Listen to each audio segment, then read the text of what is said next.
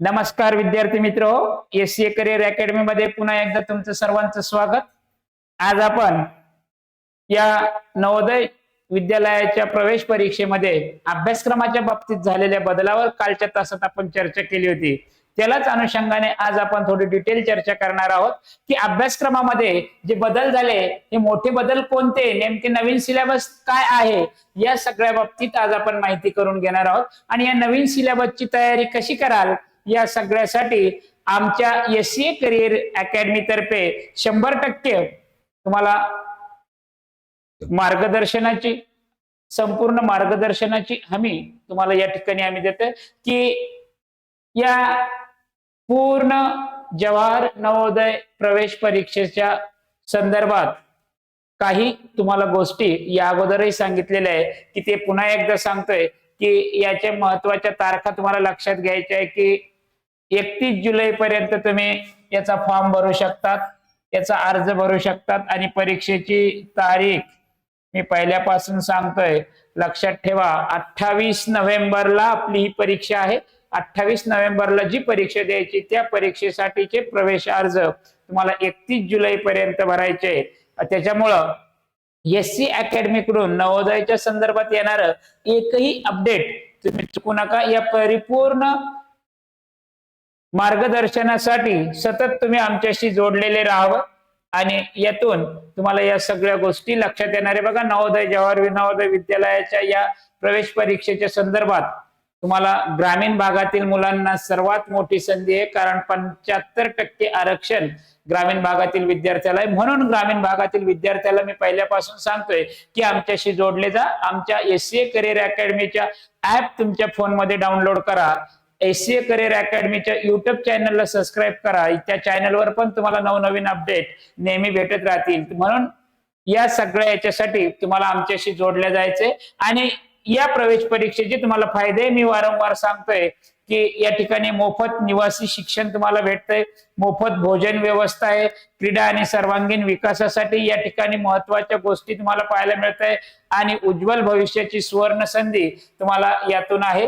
आणि या सगळ्या जवाहर नवोदय विद्यालयाच्या प्रवेश परीक्षे संदर्भात 26-27 च्या संदर्भात तुम्हाला कुठलीही माहिती हवी असली तर तुम्हाला आमचा संपर्क नंबर सुद्धा स्क्रीनवर दिलेला आहे 9923387261 म्हणजे 9923387261 या नंबरवर तुम्ही कधीही कॉल करू शकतात आणि नवोदय जवाहर नवोदय विद्यालयाच्या प्रवेश परीक्षे संदर्भातली डिटेल माहिती घेऊ शकतात। त्याच्यामुळं न चुकता हा नंबर तुम्ही तुमच्या वहीमध्ये लिहून घ्या। 9923387261 हा नंबर कधीही डायल करा, तुम्हाला तुमच्या समस्येचं संपूर्ण निरसन झाल्याशिवाय राहणार नाही। तुम्हाला नवोदय विद्यालयाच्या प्रवेश परीक्षेच्या संदर्भात कुठलीही अडचण येत असेल ती तुमची या ठिकाणी सॉल्व्ह होणार आहे।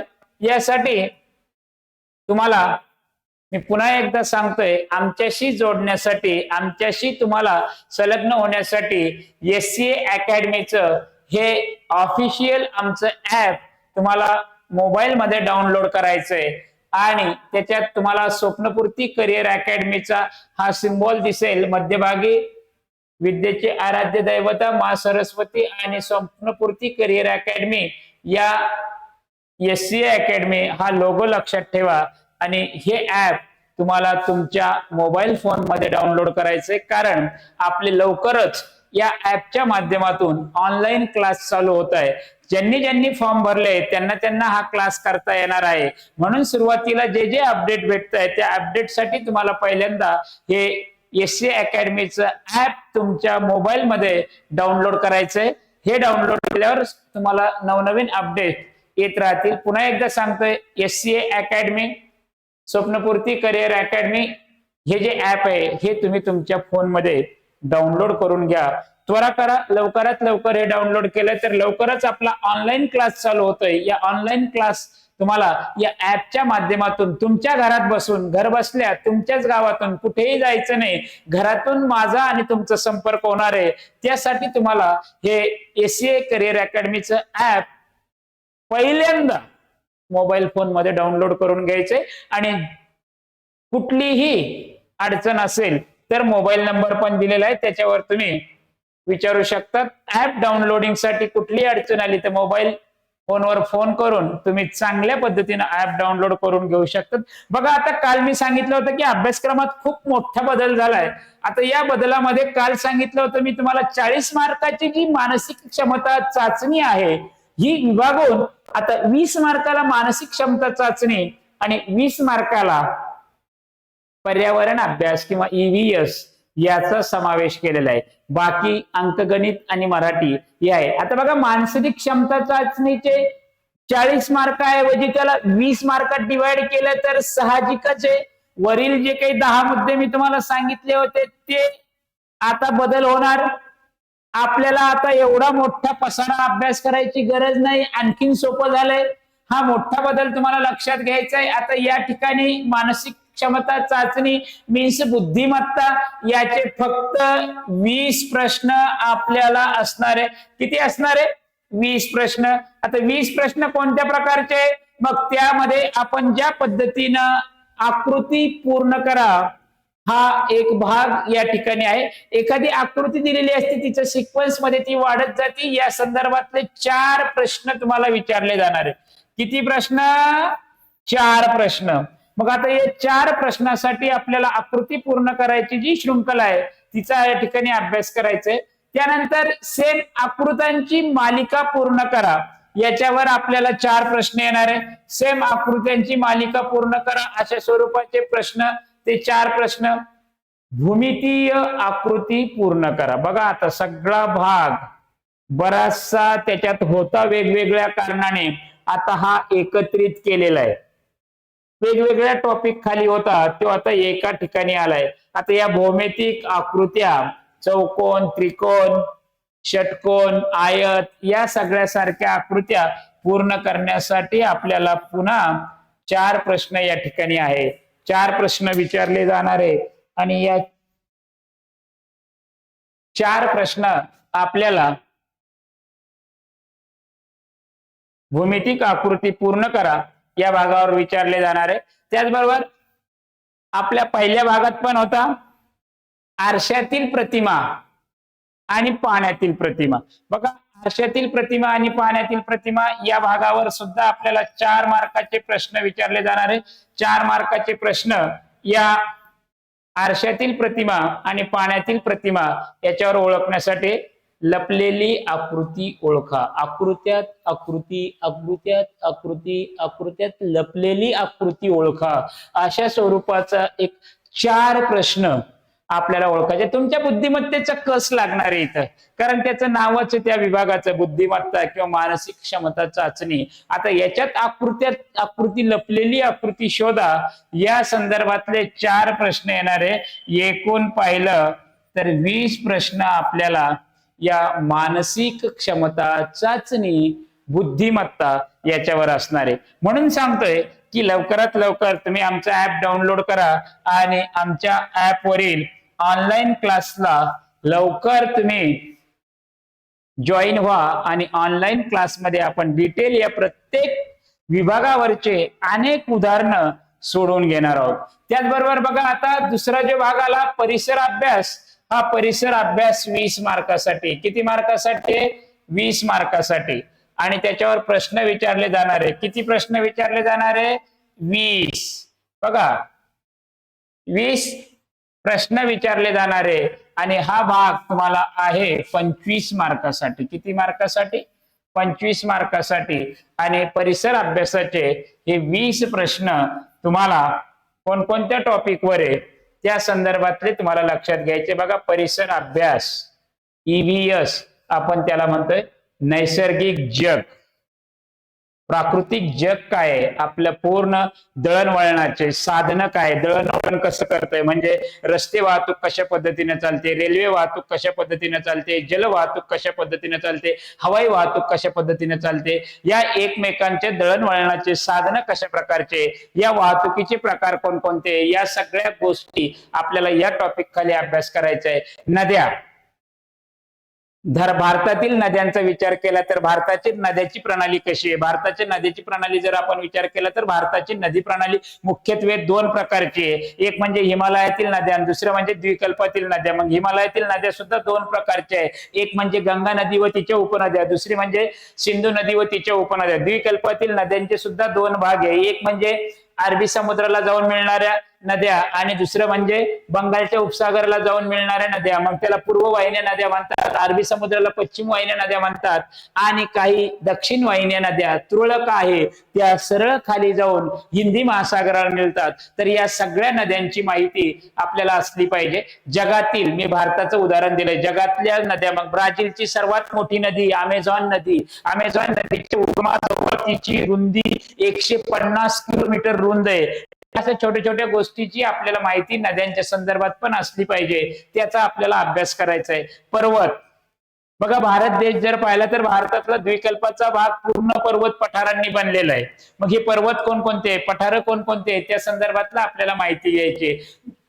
जमिनीवरील व पाण्यातील वनस्पती, बघा जमिनीवर कोणकोणत्या वनस्पती, भारतातला जर पाहिलं तर भारतातील वनस्पतीच्या बाबतीत मोठ्या प्रमाणात अनेक जैवविविधता आपल्याला आढळते. मग या वनस्पती कोणकोणत्या आहे? मग सदाहरित वनस्पती कोणत्या, पानझडी वनस्पती कोणत्या, त्याचनंतर झुडपी वनस्पती कोणत्या, काटेरी वनस्पती कोणत्या, या सगळ्या वनस्पतींचा अभ्यास आपल्याला या ठिकाणी करायचा. मग प्राणी, जमिनीवर असणारे प्राणी, पाण्यात राहणारे प्राणी, हवेतील पक्ष्यासारखे प्राणी, या सगळ्या गोष्टीचा आपल्याला अभ्यास करायचा आहे. मग नैसर्गिक आपत्ती कोणकोणत्या येत आहे, त्या नैसर्गिक आपत्तीचा आपल्याला अभ्यास करायचा आहे. निवाऱ्याचे प्रकार कोणते, निवासाचे प्रकार कोणते, या सगळ्या बाबीत जलचक्र, या सगळ्यांचा आपल्याला नैसर्गिक जग या टॉपिक खाली अभ्यास करायचा आहे. याच्यावर 4 ते 5 प्रश्न आपल्याला विचारले जाऊ शकतात. आता बघा दुसरा विज्ञानातला भाग आहे या ठिकाणी थोडस ह्युमन बॉडीज, मानवी शरीर, या संदर्भातल्या टायटल खाली आपल्याला काही इथं पाहायला मिळतंय की त्यात मग अन्न आणि पोषक द्रव्य, मग जीवनसत्व अ, जीवनसत्व ब, क, या सगळ्या याच्यातून आपल्याला कसे कसे पोषक द्रव्य मिळतात, या सगळ्या बाबींचा अभ्यास आपल्याला या ठिकाणी करायचा आहे. मानवी शरीरासंबंधीची असणारी स्वच्छता, स्वच्छता राखण्यासाठी कोणकोणत्या आरोग्याच्या सवयी आपल्याला पाहिजे, कोणकोणती काळजी आपण घेतली पाहिजे, या सगळ्या बाबींचं की आपल्याला या सोप्या सोप्या सवयी, कसं की हाताचे नख काढले पाहिजे, बरोबर, कारण की हाताच्या नखातून मळ किंवा घाण आपल्या खाण्यासोबत पोटात जाऊ शकते. मग अशा स्वरूपाच्या आरोग्याच्या सवयी आपल्याला असल्या पाहिजे. संवेदन क्षमता, शरीराच्या अंतर्गत असणाऱ्या ज्या काही संस्था आहे, मज्जासंस्था, पचन संस्था, या सगळ्यांच्या संदर्भातली माहिती.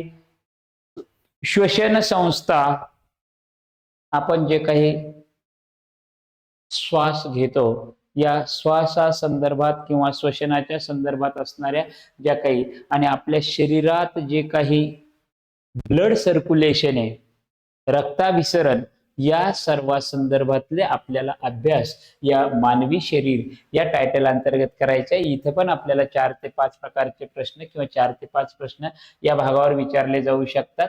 5 प्रश्न या भागावर विचारले जाऊ शकतात, तेवढी आपल्याला तयारी करायची. आता दैनंदिन विज्ञान, अन्न संवर्धन, अन्न कशा पद्धतीने आपण ही जी काही भूतलावरची अन्न साखळी ही कशा पद्धतीने तयार होते, हे अन्न कसं निर्मिती होतं, या संदर्भातलं अन्नाची वाचवणूक करण्यासाठी, त्याचं संवर्धन करण्यासाठी आपल्याकडे काय नियमावली आहे, या संदर्भातला अभ्यास आपल्याला या ठिकाणी करायचा आहे. तसंच जलसंवर्धन, पाणी वाचलं पाहिजे. तुम्हाला माहिती नसेल, सध्या म्हणजे गेल्या 6 महिन्यापूर्वी आपल्या भूतलावरच्या एका देशातलं पाणी संपलंय आणि त्या देशातल्या राज्यकर्त्यांनी जनतेला खुलं आव्हान केलंय, आम्ही तुम्हाला पाणी पुरवू शकत नाही, तुम्हाला ज्या ठिकाणी स्थलांतरित व्हायचंय त्या ठिकाणी तुम्ही स्थलांतरित होऊ शकतात.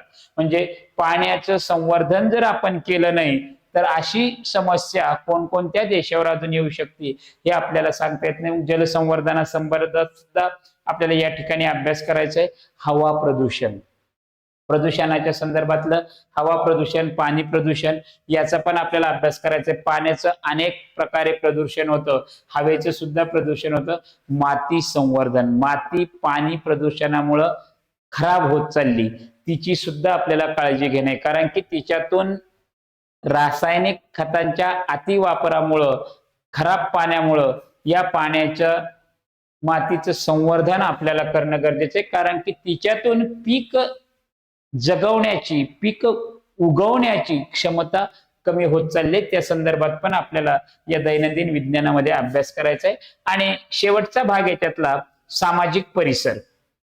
आता बघा, सामाजिक परिसरात भारतात सर्वात मोठे काय काय आहे, सर्वात लांब काय काय आहे, सर्वात उंच, सर्वाधिक वैशिष्ट्यपूर्ण, मग राज्य, भारतामध्ये असणारे सर्व राज्य, भारताची राजधानी नवी दिल्ली, भारताची राजधानी, भारतात असणारे केंद्रशासित प्रदेश, युनियन टेरिटरीज आपण त्याला म्हणतो, राष्ट्रीय प्रतीक, सिम्बॉल्स, की जे काही राष्ट्राचे प्रतीक आहेत त्या संदर्भातलं आपला राष्ट्रीय ध्वज, आपलं राष्ट्रीय बोधचिन्ह, राष्ट्रीय पक्षी, राष्ट्रीय सगळ्या बाबतीतले ही प्रतीक आपल्याला लक्षात घ्यायचे. त्याचबरोबर सण, भारतातले असणारे राष्ट्रीय सण, राष्ट्रीय सगळ्या गोष्टी, त्याच्यात बरोबर ऋतू आणि पिकं.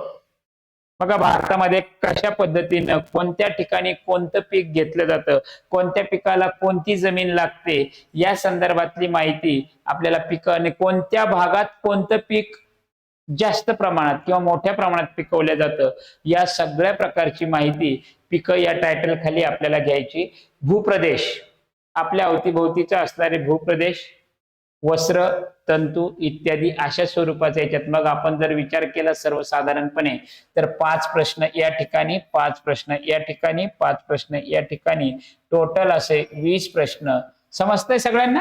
टोटल असे 20 प्रश्न या ठिकाणी येणारे. म्हणजे आपल्याला नैसर्गिक जग, मानवी शरीर, दैनंदिन विज्ञान, सामाजिक परिसर अशा स्वरूपाचा संपूर्ण अभ्यास या ठिकाणी आपल्याला करायचा आहे. मग असा अभ्यास करण्यासाठी मी तुम्हाला पुन्हा सांगेल, लवकरात लवकर तुम्ही तुमच्या मोबाईलमध्ये एससीए अकॅडमीचं ऍप डाउनलोड करा आणि हे डाउनलोड केलेलं ऍप लवकरात लवकर तुमच्यासाठी ओपन करायला सुरुवात करा, कारण या ऍपवर असणारी सर्व माहिती तुम्हाला तशीच तशी पाहायला भेटेल. पुन्हा सांगतोय की लवकरात लवकर ही प्रोसेस पूर्ण करून घ्या, की जेणेकरून मी या ठिकाणी जे काही ऑनलाईन घेतो ते तुम्हाला डायरेक्ट प्रत्यक्ष पाहता येईल आणि आपला संवाद आपल्याला साधता येईल. म्हणून सांगतोय की पुन्हा एकदा एससीए अकॅडमीचं हे ऍप लवकरात लवकर डाउनलोड करून घ्या तुमच्या मोबाईलमध्ये. आता असेच काही प्रश्न तुम्हाला पुढच्या याच्यात पण, आता बघा प्रश्न कसे येतात ते पण पहा, सिलेबस पाहिलाय तुम्ही. आता बघा, जलचक्रामध्ये सूर्याच्या उष्णतेमुळं नद्या आणि समुद्रातील पाणी गरम होऊन पाण्याच्या वाफेत रूपांतरित होण्याच्या प्रक्रियेला काय म्हणतात? आता आपण विज्ञानातल्या संदर्भात याला आपण पाहिलं तर बाष्पीभवन म्हणतात. हे शिकवल्यावर मी तुम्हाला येईल त्याचं स्पष्टीकरण लक्षात येईल. सूर्याच्या उष्णतेमुळे पाणी वाफेत रूपांतरित होण्याच्या प्रक्रियेला बाष्पीभवन म्हणतात, म्हणून याचं उत्तर बाष्पीभवन आहे. पोलिसाकडून त्याच्या अत्यंत तीव्र वास घेण्याच्या क्षमतेमुळं कोणत्या प्राण्यांचा वापर केला जातो? बघा, आता पोलीस खात्यामध्ये आपण पाहतोय, मांजर तर वापरत नाही, घोडा तर वापरत नाही, ससा वापरत नाही. आपण पाहतोय अनेक ठिकाणी कुत्रा पोलिसासोबत असतो, म्हणून त्याचं उत्तर कुत्रा आहे. कारण कुत्र्याची वास घेण्याची क्षमता अतिशय तीव्र असल्यामुळं पोलीस शोध मोहीम व तपासात त्याचा वापर करतात. असं प्रश्नाचं उत्तर लिहिलं तर आपलं 1 गुण बरोबर येतंय. तिसऱ्या याच्यात पहा कसा प्रश्न येऊ शकतो. आपण कच्चे आंबे वर्षभर खाण्यासाठी घरी कसे जतन करतोय? बघा, कच्चा आंबा, कैरी आपल्याला वर्षभर खाण्यासाठी आपण त्याला लोणचं करून त्याचा वापर करतो. बघा, म्हणजे उकडून ठेवत नाही, पाण्यात ठेवत नाही, कागदात गुंडाळून ठेवत नाही, त्याचे लोणचं करून ठेवतोय. मग स्पष्टीकरण, कच्च्या आंब्याचे लोणचं बनवून ते दीर्घकाळ टिकते, म्हणून आपण त्याचा त्या पद्धतीने उपयोग करतोय. भारतामध्ये अनेक सुंदर सण साजरे केले जातात. कोणता सण रंगांचा सण म्हणून ओळखला जातो? बघा, दिव्यांचा सण म्हणून दिवाळी आहे. त्याचबरोबर आपल्या विचारांची देवाणघेवाण करण्यासाठी किंवा तिळगुळ घ्या, गोड गोड बोला याच्यासाठी पोंगल आहे. आणि मुस्लिम बांधवांच्या संदर्भातला एकमेकांचा भेटण्यासाठी मिलनासाठी ईद हा सण आहे. आणि मग रंगाचा सण हा उरतोय तो होळी आहे. रंगाचा सण कोणता आहे? मग होळी. मग उत्तर काय आहे? सी. प्रत्येक सणाबद्दल आपल्याला माहिती असतं होळी हा रंगाचा सण म्हणून ओळखला जातो, म्हणून तिथं उत्तर होळी. बघा पहिल्या प्रश्नामध्ये आपल्याला उत्तर बाष्पीभवन आलं, दुसऱ्यात कुत्रा आलं, तिसऱ्यात लोणचं आलं, होळी आलं. असे सोपे सोपे प्रश्न आपल्याला याच्यात येणार. नमुन्या दाखल तुम्हाला दाखवलं की असे प्रश्न विचारले जाऊ शकतात. आता हा अभ्यासक्रम आपल्याला एक एक टॉपिक, एक एक सब टॉपिक अभ्यास करून त्याच्यावर कशा प्रकारचे प्रश्न येतात अशा स्वरूपाचे आपण ऑनलाईन क्लासेसमध्ये सविस्तर घेणार आहे. म्हणून मी तुम्हाला आज पहिल्यापासून सांगतोय की तुम्ही एससी अकॅडमीचं ऍप डाउनलोड केलं नसेल तर ते पहिल्यांदा डाउनलोड करा आणि ऑनलाईन क्लासला लवकरात लवकर जॉईन व्हा. अशाच पद्धतीचे हे अपडेट. आता बघा अभ्यासक्रमात जो बदल झालाय, कशा प्रकारचे प्रश्न असणार ते आजच्या तासात पाहिलंय. अशीच नवनवीन माहिती घेण्यासाठी तुम्ही पाहत राहा एससी अकॅडमीचं YouTube channel, SC academy app मधले नवनवीन अपडेट. तर आज आपण या ठिकाणी थांबूयात. धन्यवाद. थँक्यू.